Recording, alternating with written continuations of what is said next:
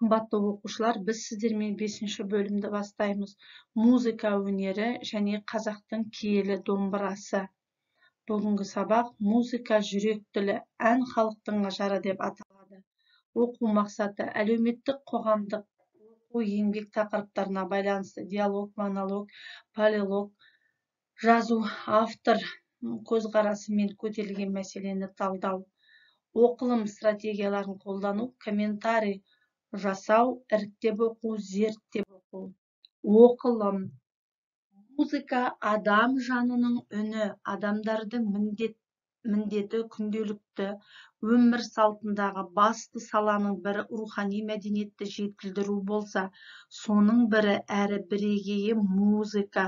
Өзге өнер түрлеріне қарағанда музыка өнері ертерек дамыған. Музыка өнерінің бір ерекшелігі сол, онымен дыбыс ырғағы арқылы адам өзінің ішкі жан дүниесін, көңіл күйін, сана сезімін білдіре алады. Әуен арқылы адамдар аңсаған арманын, қуанышы мен қайғысын, өмір сүрген қоғамын әнге қосып толғаған. Олар өздерін қоршаған табиғатты, оның өзен көлін, орман тоғайын, асқар таулары мен байтақ даласын жырға қосып, оның әсем көркінен рухани ләззат алған. Қазақ домбырасының қоңыр үні мен қара өлеңі осыған дәлел. Қай халықтың болмасын, оның тарихи жағдайына, күнделікті өмір салтына, әдет ғұрпына байланысты дамып жетілген музыка өнері болады. Сол сияқты қазақ халқының да өзіне тән ұлттық дәстүрлі музыка өнері бар. Музыка өнерінің негізін қалаушылар, халық арасынан шыққан дарынды өнер иелері, композиторлар, әр күйді шығарушы әуен иелері болады. Бірақ та біз қазір күйлерді халық күйі және халық композиторларының күйі деп екі топқа бөліп жүрміз.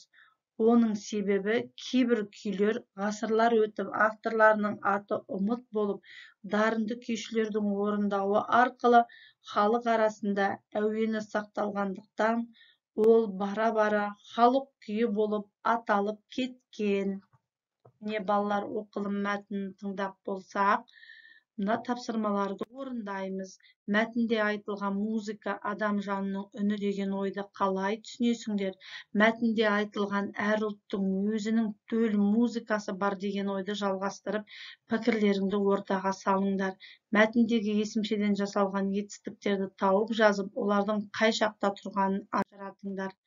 Тілдік бағдар, көсемше, пысықтауыш пен баяндауыштың қызметін атқаратын етістіктің ерекше түрі, іс-әрекеттің жай-күйін білдіріп пысықтауыш болады және жіктеліп немесе көмекші етістікпен тіркесіп баяндауыш болады. Көсемшенің жұрнақтары а, е, и, ып, эп, п, ғалы, гелі, қалы, келі. Мысалы, барады, келеді, санайды, шығып, езіп, санап, алғалы, бергелі, басқалы. Енді тапсырма орындайық. 117-ші беттегі екінші тапсырма Сәкен Сейфуллиннің «Тау ішінде» өлеңін талдау. 3-ші тапсырма көсемшелерді жекеше көпше түрде жіктеу. Яғни сабағымызды кері байланыс бойынша бағдаршам әдісімен қорытындылайық. Сіздерге қайырлы білім болсын, зейіндеріңіз ашылсын. Назарларыңызға рахмет.